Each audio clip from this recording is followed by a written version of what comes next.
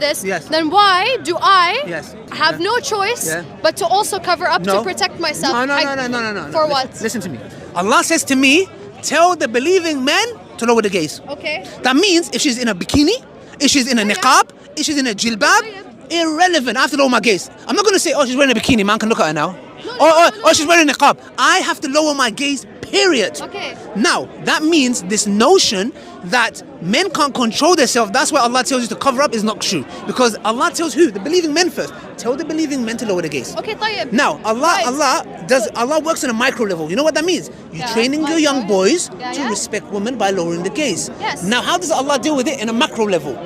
By saying, do not sexually objectify women. Now, if I am looking all around me and I see bikini women in there that's talking about chocolate, and I'm thinking, what's chocolate got to do with a bikini? Yeah. And then I'm seeing a woman over there, argument saying, dressed up in this way and that way.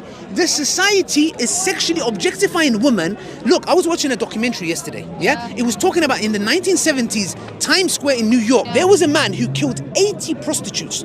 And these women they were not human.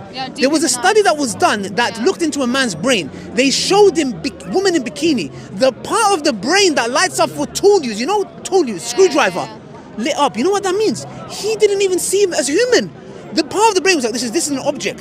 How does a human being, and a lot of serial killers, you know how they had something in common? They all used to watch pornography. The point is this: men are created visually. If you sexually objectify women to such a level, men lose respect. This doesn't mean that a person has a right to go and abuse or rape or whatever just because a woman is dressed up in a certain way. There are women who are dressed up in hijab and niqab that get raped. The point is this, sister. Everyone has a role to play. My role is I lower my gaze, but I would not also like you to, this woman, to be in my face or dressed up in a certain way where I'm like, well, I would not like to see that.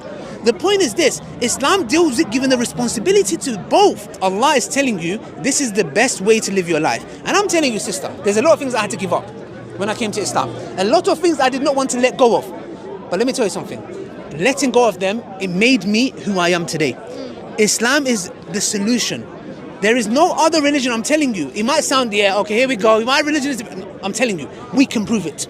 I'm not here to talk, I can prove it. Islam gives me purpose. I know my purpose, I know why I'm here, I know where I'm going, I know what to live by. But the point is this: Islam is the best solution. And guess what? You are going to live by a way of life anyways. And you already are. Live by the one